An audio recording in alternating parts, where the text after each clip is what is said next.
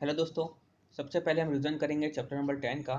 और ये chapter number 10 का रिवीजन मैक्स टू मैक्स आधे घंटे में ख़त्म हो जाएगा। हेलो दोस्तों। सबसे पहले हम रिवीजन करेंगे चैप्टर नंबर 10 का। और ये चैप्टर नंबर 10 का रिवीजन मैक्स टू मैक्स आधे घंटे में ख़त्म हो जाएगा। हेलो दोस्तों, मेरा नाम गिरीश कारिया है और मैं CS फाउंडेशन का कंप्लीट रिवीजन वीडियो यूट्यूब में अपलोड कर रहा हूँ। और पूरे रिवीजन को मैक्स टू मैक्स 3 आवर्स लगेंगे। ठीक है, अब हम स्टार्ट करते हैं। हमारे में जैसे 4 चैप्टर आपको मालूम ही है, 10, 11, 12 और 13। ठीक है, हम चैप्टर नंबर 10 से स्टार्ट करेंगे। ठीक है, अब हम ऑडिट की जब बात करेंगे, जब हम ऑडिट स्टार्ट करेंगे तो हम बात करेंगे स्टैट्यूटरी ऑडिट की। मीन्स हम जो भी पढ़ेंगे चैप्टर नंबर 10 में हम किसके बारे में पढ़ेंगे? स्टैट्यूटरी ऑडिट के बारे में। ठीक है, अच्छा, स्टैट्यूटरी ऑडिट यानी क्या होता है कि जो क्लाइंट ने जो फाइनेंशियल इंफॉर्मेशन दी है, लाइक ट्रेडिंग एंड पिंडल अकाउंट, बैलेंस शीट, तो उसको क्या करेगा? ऑडिटर एग्जामिन करेगा और उसके बेस पर क्या देगा? रिपोर्ट प्रोवाइड करेगा। ये होता है स्टैट्यूटरी ऑडिट। ठीक है, वही मीनिंग ऑडिट की भी होती है। देखते हैं हम। आज स्टार्ट करते हैं। Learning objective. The basic purpose of auditing is to confirm the authenticity of books of account prepare by an accountant. कि ऑडिटिंग का बेसिक पर्पस क्या है कि अकाउंटेंट ने जो बुक्स ऑफ अकाउंट प्रिपेयर की है उसकी ऑथेंटिसिटी को चेक करना। मीन्स देखना कि बुक्स ऑफ अकाउंट जो है वो जेन्युइन है कि नहीं है। अब बात आती है बुक्स ऑफ अकाउंट का मतलब क्या होता है। बुक्स ऑफ अकाउंट यानी ये होता है कि जो भी क्लाइंट जो भी रिकॉर्ड मेंटेन करता है, लाइक जो भी पैसा आया गया, ठीक है, या फिर जितनी सेल्स या परचेस है, या फिर जो एसेट या लायबिलिटी है, इसके से रिलेटेड जो भी रिकॉर्ड्स मेंटेन करता है उसको हम बोलते हैं बुक्स ऑफ अकाउंट। ठीक है, उसके बाद it is well known saying that where the function of accountant and audit begins determine true and fair picture of such account। Means जहां पर क्या होगा? अकाउंटेंट का काम खत्म होगा, वहां पर क्या चालू होगी? ऑडिट चालू होगी। ठीक है, और ऑडिटर डिटरमाइन करेगा कि जो बुक्स ऑफ अकाउंट है ट्रू एंड फेयर पिक्चर दिखा रही है कि नहीं दिखा रही है। अब बात आती है कि ट्रू एंड फेयर का मतलब क्या होता है। ट्रू एंड फेयर का मतलब ये होता है कि देखो, पहली बात तो ये है कि ट्रू एंड फेयर का मतलब कहीं पर डिफाइंड नहीं है। ठीक है, फिर भी ऑडिटर ट्रूथ एंड फेयरनेस में क्या क्या चीज़ देखेगा मैं बता देता हूँ। जैसे कि कोई भी एसेट ना ही अंडर वैल्यूड है ना ही ओवर वैल्यूड है। ठीक है, या फिर कोई मटेरियल ऐसे छुट्टी नहीं है, लायबिलिटी को प्रॉपर डिस्क्लोज किया गया है, कोई लायबिलिटी छुट्टी नहीं है। ठीक है, या फिर अकाउंट बनाने में प्रॉपर रूल्स एंड रेगुलेशन का फॉलो किया गया हुआ है। ठीक है, financial statement rules and regulation को अप्लाई करता है, कंपनी है तो शेड्यूल 3 को फॉलो किया गया है। तो इन सब चीज़ों को क्या करेगा? ऑडिटर देखेगा। ठीक है, फिर बताएगा कि बुक्स ऑफ अकाउंट जो है ट्रूथ एंड फेयर भी दे रहा है कि नहीं दे रहा है। उसके बाद audit is perform to ascertain the validity and reliability of information. Audit क्यों परफॉर्म की जाती है? कि जो इन्फॉर्मेशन क्लाइंट ने प्रोवाइड की है उसकी वैलिडिटी एंड रिलायबिलिटी को देखने के लिए। वैलिडिटी में क्या होता है कि करेक्टनेस, कि क्लाइंट ने जो इन्फॉर्मेशन दी है क्या है, करेक्ट इन्फॉर्मेशन है, और रिलायबल, कि क्या हम उस इन्फॉर्मेशन पर रिलाय कर सकते हैं या नहीं। उसके बाद लिखा हुआ है कि examination of books of account with supporting vouchers and document in order to detect and prevent error and fraud is the main function of auditing। क्या लिखा हुआ है? Examination of books of account with supporting vouchers. Means क्या है कि books of account, ये means क्या है? बुक्स ऑफ अकाउंट हम किसके साथ चेक करेंगे? सपोर्टिंग वाउचर के साथ चेक करेंगे। ठीक है, अच्छा, वाउचर कैसे दिखता है देख लीजिए, मैं बता देता हूँ एक मिनट। लेकिन बुक्स ऑफ अकाउंट क्या होता है? रिकॉर्ड्स। जो भी रिकॉर्ड्स है, मान लो कि कैश अकाउंट है और कैश अकाउंट में मान लो कोई एक्सपेंस लिखा हुआ है, मान लो लिखा हुआ है बाय स्टेशनरी। क्या लिखा हुआ है? By stationery. मान लो लिखा हुआ है आपका 500 रुपये। तो उस एक्सपेंस के जो रिकॉर्ड को हम किसके साथ चेक करेंगे? हम चेक करेंगे वाउचर के साथ। देखो, विथ सपोर्टिंग वाउचर्स। वाउचर्स कहाँ है? ये वाउचर। ठीक है, लाइक लिखा है वाउचर, डेबिट वाउचर है। ठीक है, तो हेड ऑफ एक्सपेंस में क्या लिख देंगे? Stationery expenses. अमाउंट लिख देंगे 500 रुपये। 500 रुपये यहाँ रहेगी साइन, जिसने एक्सपेंस इनकर किया उसकी साइन रहेगी। एक पर्सन रहेगा ऑथोराइज करेगा कि क्या एक्सपेंस प्रॉपर में हुआ है कि नहीं हुआ है, यानी कि बिल, कोई फेक बिल तो नहीं लगा दिया गया है। और कैशियर क्या करेगा? उस 500 रुपये को रिम्बर्समेंट कर देगा। किसको रिम्बर्स करेगा? जिसने खर्चा किया है। ठीक है, ये होता है वाउचर। तो ये लिखा हुआ है कि जो बुक्स ऑफ अकाउंट है, यानी क्या, जो बुक्स ऑफ अकाउंट है हम कैसे चेक करेंगे? With supporting voucher. Examination of books of account with supporting voucher and document in order to detect and prevent error and fraud is the main function of auditing.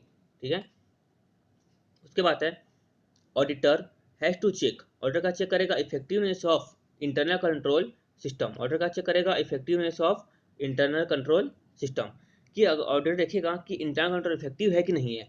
ठीक है, internal control की effectiveness को देखते हुए वो क्या करेगा, extent of checking. Internal control को देखते हुए क्या करेगा, एक्सटेंट ऑफ चेकिंग।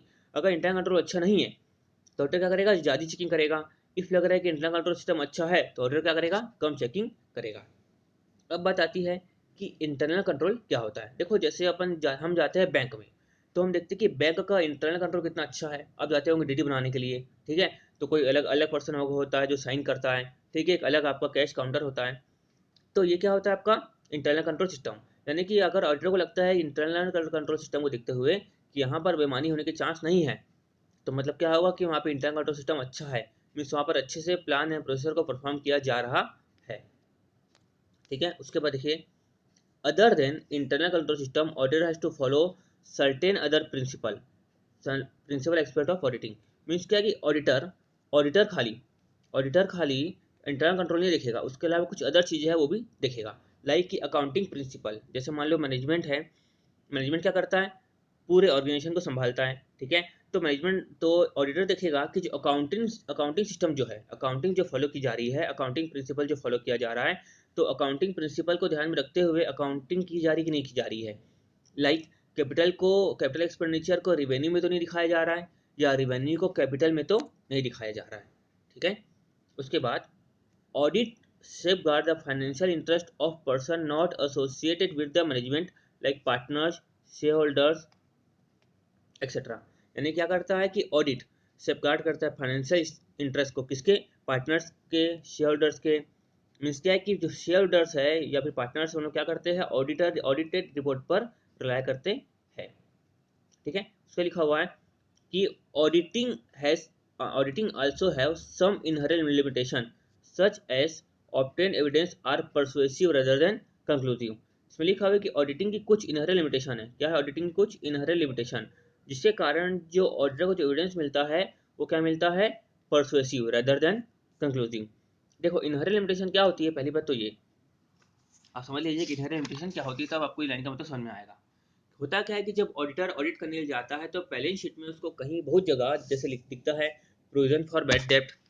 ठीक है, उसको क्या दिखता है, प्रोविजन फॉर बैड डेप्ट। तो ये जो लिखा हुआ, ये जो बना हुआ है प्रोविजन, ये जो बना हुआ है प्रोविजन, ये किसके ऊपर डिपेंड है, पर्सनल जजमेंट के ऊपर डिपेंडेंट है। ठीक है, उसके बाद मान लो ऑडिटर ऑडिट करने के लिए गया और मैनेजमेंट से इन्फॉर्मेशन लिया, और मैनेजमेंट पूरी इन्फॉर्मेशन नहीं प्रोवाइड करती और इन्फॉर्मेशन को छुपा देती है, तो फ्रॉड होने के चांसेस है। वैसे ही मान लो कि रहता है हमको टाइम कम मिलता है, ठीक है, तो टाइम कम मिलता है तो ऑडिटर क्या पूरे 100% चेकिंग कर पाता है क्या, नहीं कर पाता।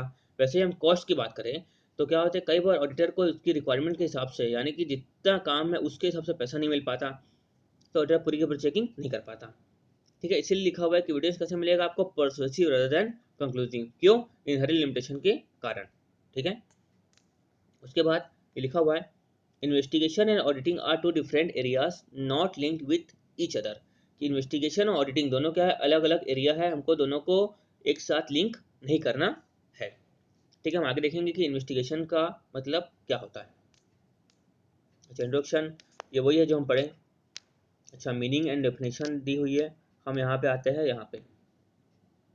हम सीधे आते हैं यहाँ पे, the meaning of an audit contents. पहले लिखा हुआ है an intelligent and critical examination of books of account of business. यानी ऑडिट क्या है कि जो कंपनी के रिकॉर्ड है, कंपनी क्या है, रिकॉर्ड है, मीन्स कोई भी एंटिटी है उसके जो रिकॉर्ड है उसको क्या करना है, क्रिटिकल एंड इंटेलिजेंट एग्जामिनेशन करना है। Point number 2, it is done by independent qualified person. इसको कौन करेगा, इंडिपेंडेंट क्वालिफाइड पर्सन द्वारा ही किया जाएगा। ठीक है, देखो मैं पहले आपको बता चुका था हम क्या कर रहे हैं, स्टैट्यूटरी ऑडिट परफॉर्म कर रहे हैं। तो स्टैट्यूटरी ऑडिट कौन करता है, ऑडिटर करता है। कौन करता है, ऑडिटर। ऑडिटर क्या होना चाहिए, इंडिपेंडेंट होना चाहिए। इंडिपेंडेंट होना चाहिए मतलब क्या है कि वो किसी कंपनी का एम्प्लॉय नहीं होना चाहिए, वो कंपनी का जो डायरेक्टर है उसका रिलेटिव नहीं होना चाहिए। ठीक है, क्यों, देखो अगर मान लो एम्प्लॉय रहा कंपनी का, तो क्या होगा कि एम्प्लॉय रहेगा तो कंपनी के अगेंस्ट में कुछ बात आती है, कंपनी का फ्रॉड दिखता है, तो रिपोर्ट दे पाएगा क्या, नहीं दे पाएगा। इसीलिए क्या लिखा हुआ है यहाँ पे, it is done by an independent qualified person. ठीक है, अब point number 3, it is done with the help of, it is done with the help of voucher, document, information and explanation receive from the client. ये बात तो हम देख चुके हैं। पॉइंट नंबर 4, ऑडिटर सेटिस्फाई होगा himself with the authenticity of financial account prepared for a particular period, वो भी हम देख चुके हैं। कि ऑडिटर क्या होगा, जेन्युइननेस चेक करेगा किसकी, फाइनेंशियल अकाउंट की, ठीक है। उसके बाद फीचर्स ऑफ ऑडिटिंग, ऑडिटर के फीचर्स क्या क्या है, ऑडिट के फीचर्स क्या क्या है। तो पहले देखते हैं हम लोग, ऑडिट क्या है, systematic and scientific examination of books of account of a business, कि बिजनेस के क्या करना है आपको, रिकॉर्ड्स को, बिजनेस के रिकॉर्ड्स को क्या करना है, सिस्टमेटिक और साइंटिफिक ढंग से चेक करना है। अब बात आती है कि साइंटिफिक यानी क्या होता है, यानी कि जो मेथड्स डेवलप किए गए हैं, प्रोसेस डेवलप किए हैं रिकॉर्ड्स को चेक करने के लिए, मीन्स बुक्स ऑफ अकाउंट को चेक करने के लिए, उस मेथड से आपको क्या करना है, बुक्स ऑफ अकाउंट को एग्जामिन करना है, ठीक है। Point number 2, audit is undertaken by independent person और बॉडी ऑफ पर्सन, ठीक है। ये ध्यान में रखना कि ऑडिट कौन कर सकता है, इंडिपेंडेंट पर्सन और बॉडी ऑफ पर्सन, कंपनी बनाकर हम ऑडिट नहीं कर सकते। पॉइंट नंबर 3, पॉइंट नंबर 3 में ये लिखा हुआ है, audit is a verification of result shown by the profit and loss account and state of affairs as shown by the balance sheet. वही है कि ऑडिट क्या है, वेरिफिकेशन किसका, जो भी P&L अकाउंट बनाया हुआ है या फिर जो हमको बैलेंस शीट में जो फिगर दिख रहा है उसका क्या करना है, हमको वेरिफिकेशन करना है और उसके बेस पर क्या करना है, हमको रिपोर्ट प्रोवाइड करना है। पॉइंट नंबर 4 क्या बोलता है, audit is the critical review of the system of accounting and internal control. देखो सिस्टम में अकाउंटिंग यानी वही कि जो अकाउंटिंग का प्रिंसिपल प्रॉपर फॉलो किया जा रहा है कि नहीं किया जा रहा है, ठीक है। इंटरनल कंट्रोल कि जो भी एंटिटी है उसका इंटरनल कंट्रोल सिस्टम कैसा है, उसका क्या करना है, हमको क्रिटिकल रिव्यू करना है। क्यों, क्योंकि हमको उस बेसिस पर मालूम चलेगा कि हमको कितनी चेकिंग करनी है, ठीक है, किस एक्सटेंट तक चेकिंग करनी है। पॉइंट नंबर 5 फिर वही है कि ऑडिट कैसे किया जाता है, with the help of voucher, document, information, explanation receive from the authorities, ये भी सेम चीज है। Point number 6, auditor has to satisfy himself with the authenticity of financial statement and report, that they are exhibit true and fair view of the statement of affairs of the concern। कि वही है कि और क्या होगा, satisfy होगा खुद से कि जो भी स्टेटमेंट ऑफ अफेयर्स है क्या ट्रू एंड फेयर व्यू है कि नहीं है।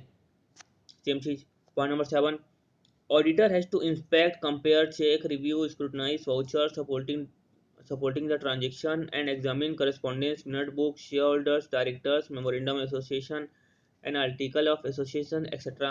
in order to establish correctness of books of account।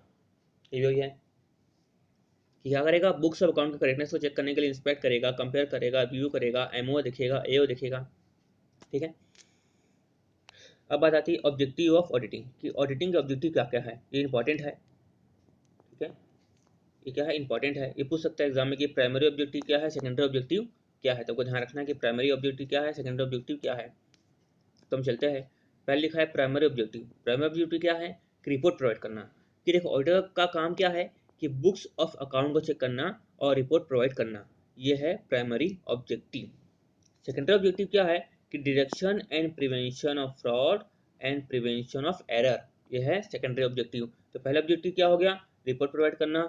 Secondary objective क्या हो गया, कि फ्रॉड और एरर को डिटेक्ट करना, ठीक है। आगे चलते हैं, basic principle of governing and audit, कि ऑडिट करने के बेसिक प्रिंसिपल क्या है। देखो दोस्तों वैसे तो पॉइंट दिए हुए हैं 9। मैं क्या करता हूँ मेनली, जो मैं इस तरीके से पढ़ाता हूँ कि क्वेश्चन देखते साथ आप कौन सा क्लिक हो, जैसे basic principle governing and audit, तो आप इसको देखो आप कौन सा क्लिक हो, मैं मेनली इस तरीके से पढ़ाता हूँ। लेकिन हम रिविजन कर रहे हैं तो मैं आपको नॉर्मली पॉइंट ही समझा पाऊंगा, ठीक है।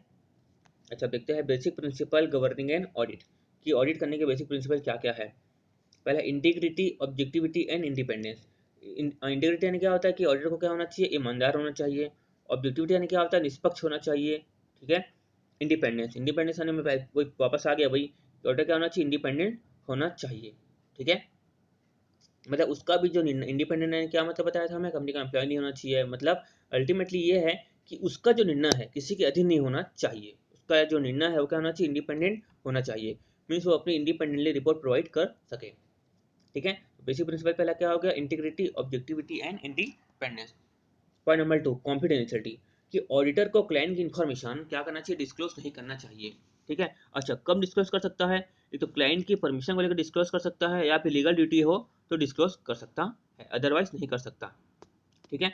अब बात आती है point number 3, skill and competence, कि ऑडिटर को क्या क्या होना चाहिए, प्रॉपर ट्रेनिंग होनी चाहिए ऑडिटर की, ऑडिटर को उस काम को आना चाहिए और क्या होना चाहिए, उसको एक्सपीरियंस होना चाहिए, ठीक है। Work perform by audit, work perform by others, देखो ऑडिटर क्या हो सकता है कि अपना काम दूसरे को डेलीगेट कर सकता है, लेकिन जब रिपोर्ट देना होगा, जब क्या होगा, रिपोर्ट देना होगा, तो अपने ओपिनियन के लिए खुद जिम्मेदार होगा। ओपिनियन के लिए क्या होगा, खुद जिम्मेदार होगा। वो ऐसा नहीं बोल सकता कि काम दूसरे ने किया है। ठीक है।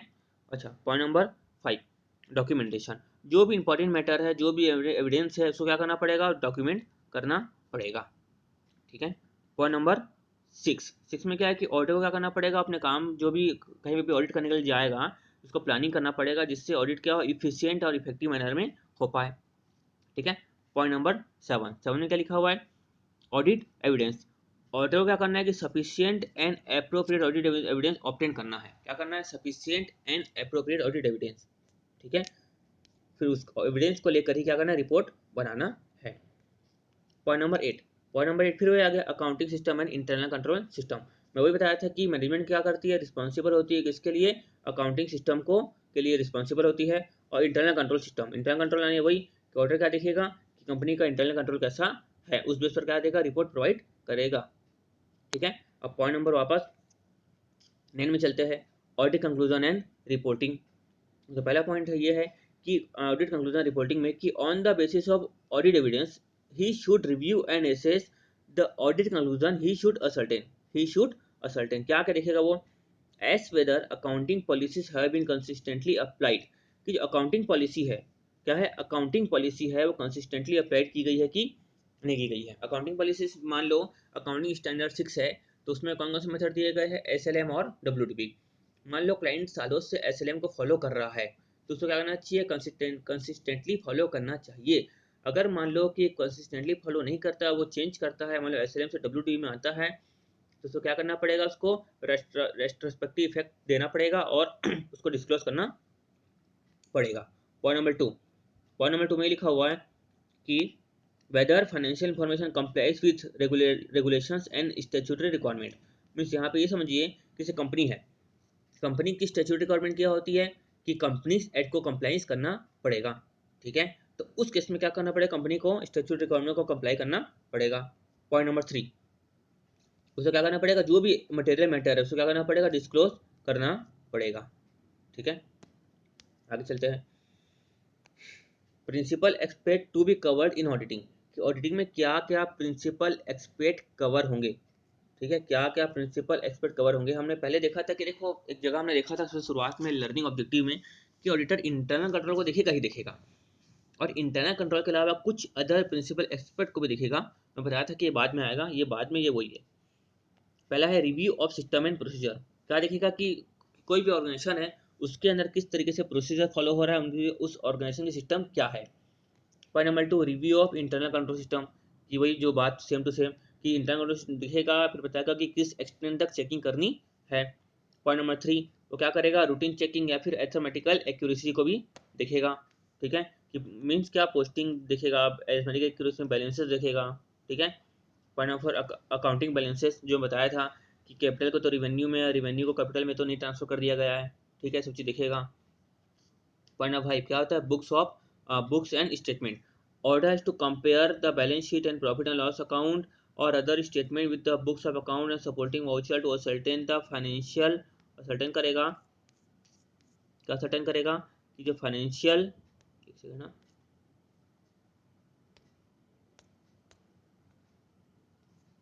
ascertain करेगा financial account have been made in accordance with underline records, कि जो भी रिकॉर्ड्स है उसको देखते हुए फाइनेंशियल स्टेटमेंट बनाए गए हैं, फाइनेंशियल अकाउंट बनाए गए हैं।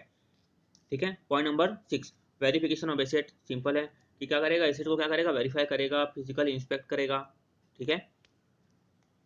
Point number 7, verification of liabilities, क्या देखेगा, लायबिलिटीज को देखेगा सेम कि उसकी कंप्लीटनेस, वैल्यूएशन करेगा, डिस्क्लोजर देखेगा, एग्जिस्टेंस देखेगा, ऑब्लिगेशन देखेगा। ठीक है। पॉइंट नंबर 7 वही कि ट्रूथ एंड फेयरनेस को चेक करेगा कि financial statement truth and fairness दिखा रहे हैं कि नहीं दिखा रहे। ट्रूथ एंड फेयरनेस का मतलब बताया था, आपको याद होगा। ठीक है। ट्रू एंड फेयर में क्या होता है कि एसेट को प्रॉपर दिखाया गया कि नहीं दिखाया गया, एसेट को छुट्टी तो नहीं है, लायबिलिटी के को प्रॉपर डिस्क्लोज किया गया है। ठीक है। फाइनेंशियल स्टेटमेंट को कंप्लाई किया गया है, कंपनी है तो शेड्यूल 3 को फॉलो किया गया है। ठीक है। अकाउंटिंग है तो रिलेवेंट एएस को फॉलो किया गया है। ठीक है, सब किसमें देखते हैं, ट्रू एंड फेयर में देखते हैं। वही अब वापस आ गया स्टैट्यूटरी कंप्लाइंस, मतलब क्या कि कंपनी है तो कंपनी का फॉलो किया गया है। ठीक है। इनकम टैक्स का प्रोविजन जो है कंपनी ने प्रॉपरली कंप्लाइंस किया है। उसके बाद रिपोर्टिंग, ऑडिटर क्या करेगा, लास्ट में रिपोर्टिंग देगा। So easy. उसके बाद बेनिफिट ऑफ ऑडिट, कि ऑडिट के बेनिफिट क्या क्या है। पहली बात सिंपल है कि ऑनर को सिखाता सेटिस्फेक्शन हो जाता है कि जो बिजनेस का ऑपरेशन है प्रॉपर चल रहा है कि नहीं चल रहा है, मालूम चल जाता है उसको। Point number 2, deduction and prevention of error and fraud. ठीक है, कंपनी का में कोई फ्रॉड चल रहा हो या एरर हो तो ऑडिटर क्या करता है, पता लगाता है और रिपोर्ट देता है। Point number 3, verification of books, कि बुक्स क्या हो जाता है, वेरिफिकेशन हो जाता है। ठीक है, कि रिकॉर्ड जो है प्रॉपर मेंटेनिंग किए जा रहे हैं। पॉइंट नंबर 4, इंडिपेंडेंट ओपिनियन, ये भी आपको बताया था कि ऑडिटर क्या देगा, इंडिपेंडेंटली ओपिनियन देगा, ये भी एक बेनिफिट है। ठीक है, अच्छा उसके बाद point number 5, moral check. Moral check यानी ये होता है कि कंपनी के जो एम्प्लॉय वगैरह है ना, उनके माइंड में ये रहता है कि ऑडिटर आने वाला है, चेक करने वाला है, इसलिए हम लोग क्या करते हैं, काम अप टू डेट करते हैं। ठीक है, point number 6, protection of right and interest of share holders. जो शेयर होल्डर्स है उनका क्या होता है, राइट एंड इंटरेस्ट क्या होता है, प्रोटेक्ट हो जाता है। ठीक है, क्योंकि ऑडिट होती है तो शेयर होल्डर मालूम चल जाता है कि काम यहाँ पर ठीक तरीके से हो रहा है कि नहीं। उसका आता है reliance by outsider. Outsider like creditors, debentures, banks etcetera. वो किस पे बिलीव करेंगे, ऑडिटेड फाइनेंशियल स्टेटमेंट बिलीव करते हैं। उसके बाद ensure compliance with legal requirement. Like यहाँ पे एग्जांपल दिया हुआ है, अच्छा एग्जांपल दिया हुआ है, ensure compliance with legal requirement. Example है स्टॉक एक्सचेंज, तो स्टॉक एक्सचेंज की कुछ कंप्लायंस है उसके को पूरी करना पड़ता है। लाइक लिस्टेड कंपनी है, वो स्टॉक एक्सचेंज में क्या होती है, लिस्टेड होती है, तो उस केस में देखा जाता है कि कंपनी स्टॉक एक्सचेंज की रिक्वायरमेंट को कंप्लाई कर रही है कि नहीं कर रही है। उसके बाद reinforce and strengthen internal control, means की जो गैप है हमको देखना है, गैप की internal control system and can suggest the necessary changes in the internal control system. Means क्या होता है कि हमको इंटरनल कंट्रोल सिस्टम के बारे में मालूम चल जाता है कि इंटरनल कंट्रोल सिस्टम कैसा है। अगर मान लो आपको लगता है कि इंटरनल कंट्रोल सिस्टम जैसा चाहिए था वैसा नहीं है, तो हम लोग क्या करेंगे, सजेस्ट कर सकते हैं। लास्ट में आता है लोन फैसिलिटी, कि मान लो किसी कंपनी को लोन चाहिए तो उनको ऑडिटेड बैलेंस शीट के बेस पर अच्छे से लोन मिल जाता है। ठीक है, उसके बाद आता है लिमिटेशन। पहले हायर कॉस्ट बर्डन, ठीक है, ऑडिट करने के लिए पैसा लगता है, कॉस्ट हायर बर्डन होती है। ठीक है, छोटे मोटे लोग नहीं करवा सकते, इसलिए बड़े जिसका अच्छा टर्नओवर है या फिर जो कंपनियां है उसको करवाना तो कंपलसरी है ही। ठीक है, कंपनी को तो करवाना कंपलसरी है ही, अदरवाइज जो छोटे मोटे लोग हैं वो नहीं करवा सकते, वो उनका टर्नओवर अच्छा है, कैपेसिटी है तो वो करवा सकते हैं, अदरवाइज नहीं करवा सकते। पॉइंट नंबर 2, ये दूसरा लिमिटेशन ये है कि बेस्ड ऑन टेस्ट चेक, जैसे बताया था कि ऑडिटिंग की लिमिटेशन होती है कि पूरा का पूरा ऑडिटर चेक नहीं कर पाता, तो किस पे बेस्ड होता है, वो based on test check. Point number 3, वही बात वापस आ गई कि इनसफिशिएंट टाइम, कि पूरा टाइम उसका पूरा टाइम होता है क्या, नहीं होता, एक टाइम लाइन होती है और टाइम लाइन के बेस पर उसको रिपोर्ट प्रोवाइड करना होता है। पॉइंट नंबर 5, इन कंक्लूसिवनेस, मतलब मैं वही था कि ऑडिटर क्या करता है कि डेप्थ चेकिंग नहीं कर पाता। ठीक है, तो उसको रिपोर्ट कंक्लूसिव मिलती है क्या, नहीं मिलती, क्या मिलती है, परसुएसिव मिलती है रदर देन कंक्लूसिव। क्या मिलती है, persuasive rather than conclusive. Point number 5, वापस वही, बेस्ड ऑन एस्टिमेट। लाइक जैसे बताया था कि जो बैलेंस शीट है, बैलेंस शीट में लाइक बनता है प्रोविजन, लाइक बना प्रोविजन फॉर डाउटफुल डेब्ट्स, तो क्या ये प्रोविजन के लिए हमको कोई सपोर्टिंग वाउचर वगैरह होता है क्या, नहीं, ये कैसे बनता है, पर्सनल जजमेंट के बेस पर बनता है। ठीक है, तो क्या होता है, बेस्ड ऑन एस्टिमेट होता है फाइनेंशियल स्टेटमेंट, तो ये भी क्या हो गई, लिमिटेशन हो गई। Point number 6, based on information provided by the management. ठीक है, अब देखो कई बार क्या होता है, जैसे बता चुका हूँ कि कई बार हमको इन्फॉर्मेशन लेना पड़ती है क्लाइंट से, और हो सकता है कि मैनेजमेंट कुछ इन्फॉर्मेशन को छुपा दे। ठीक है, और फ्रॉड छुपा का छुपा रह जाए। हम देखते हैं इन्वेस्टिगेशन और ऑडिटिंग में क्या अंतर है। ठीक है, यहाँ से हम देखते हैं, investigation implies systematic critical and special examination of record of business for a specific purpose. क्या लिखा हुआ है, अच्छे समझिए इसको। Investigation implies systematic critical and special examination of the record of a business और स्पेसिफिक पर्पस। ये क्यों कराई जाती है, कुछ स्पेसिफिक पर्पस होता है तभी कराई जाती है, और एक क्या स्पेशल एग्जामिनेशन है। ठीक है, ऑडिट क्या है, ऑडिट क्या है, एक इंडिपेंडेंट एग्जामिनेशन है। ऑडिट क्या है, इंडिपेंडेंट एग्जामिनेशन है, और एक क्या स्पेसिफिक एग्जामिनेशन है। अच्छा, उसके बाद देखते हैं मैंडेटरी इन नेचर। इन्वेस्टिगेशन जो होता है वो क्या होता है, वॉलंटरी होता है, क्या होता है, वॉलंटरी होता है, लेकिन ये जो होता है ऑडिटिंग क्या होता है, मैंडेटरी होता है, किसके लिए, कंपनी के लिए। ठीक है, उसके बाद कंडक्ट, इसको कौन कंडक्ट करता है, एनी पर्सन, कोई भी कर सकता है। May not be charter accountant, means charter accountant का होना जरूरी नहीं है, क्या लिखा है, may not be charter accountant, charter accountant का होना जरूरी नहीं है, लेकिन यहाँ पे कौन करेगा, खाली चार्टर अकाउंटेंट करेगा।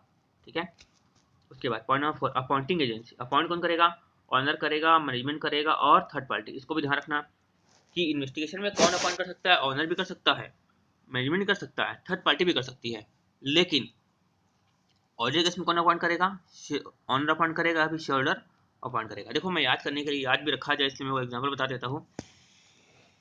लाइक मतलब बैंक है, ठीक है, तो बैंक मान लो किसी को स्टॉक के बेस पर लोन दे रही है, तो बैंक क्या करेगी, इन्वेस्टिगेशन कराएगी, बोलेगी किसी एक पर्सन को, सीए या फिर कोई दूसरा, कि तुम जाओ और क्या करो, इसकी स्टॉक की जाके चेकिंग करो, इस स्टॉक की क्या करो, इन्वेस्टिगेशन करो। तो इसलिए यहाँ लिखा हुआ है ऑनर, तो ठीक है, कंपनी का ऑनर इन्वेस्टिगेशन करा सकता है, ठीक है, मैनेजमेंट करा सकता है, ठीक है, लेकिन थर्ड पार्टी यहाँ पे क्या आ गई, बैंक। तो बैंक चाहे तो भी क्या करवा सकता है, इन्वेस्टिगेशन करवा सकता है। और ऑडिटिंग में तो आपको समझ गए होंगे ऑनर, कि ऑनर अपन देखे थे बेनिफिट ऑफ ऑडिट में क्या होता है कि ऑनर को क्या मिलता है, सेटिस्फेक्शन मिलता है ऑडिट कराने से, इसलिए ऑनर तो करवाएगा, ये सिंपल सी बात है ही। Point number 5, protection of interest. Interest मतलब क्या है कि work is carried out from the view point of the appointing agency. तो ये कैसे होता है, मतलब प्रोटेक्शन ऑफ इंटरेस्ट किसका होता है कि जो भी एजेंसी ने अपॉइंट किया गया है, जो भी एजेंसी ने क्या किया है, अपॉइंट किया गया है, उसके व्यू पॉइंट से क्या होती है, इन्वेस्टिगेशन होती है।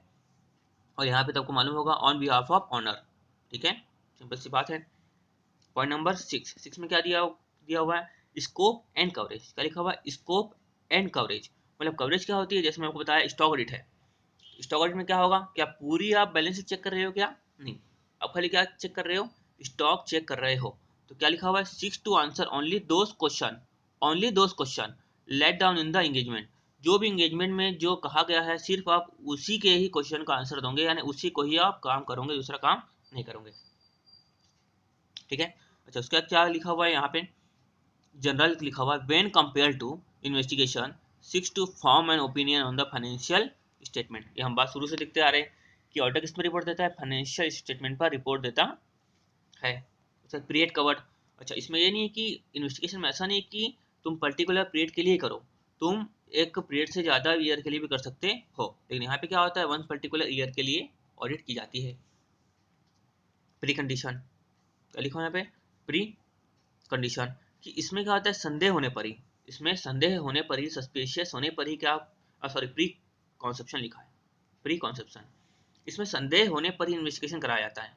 लेकिन ऑडिट के केस में ऐसा है क्या, नहीं, इसमें ऑडिट करवाना कंपनी के लिए तो कंपलसरी है, चाहे संदेह हो या ना हो, ठीक है। Point number 9, evidence. एविडेंस क्या लिखा हुआ है, सिस कंक्लूसिव एंड कोरोबरेटिव एविडेंस। मतलब क्या होता है, कंक्लूसिव एविडेंस हमको चाहिए, ठीक है, क्या चाहिए हमको, कंक्लूसिव एविडेंस चाहिए, और ऐसा एविडेंस चाहिए जो कंप्लीट एविडेंस हो। पॉइंट नंबर 9, और ये देखते हैं हम लोग, much of audit evidence is persuasive rather than conclusive. देखो इसमें क्या लिखा है, कंक्लूसिव, ध्यान में रखना, इन्वेस्टिगेशन में कंक्लूसिव, इसमें क्या होता है, परसुएसिव, ठीक है। Point number 10, form of reporting.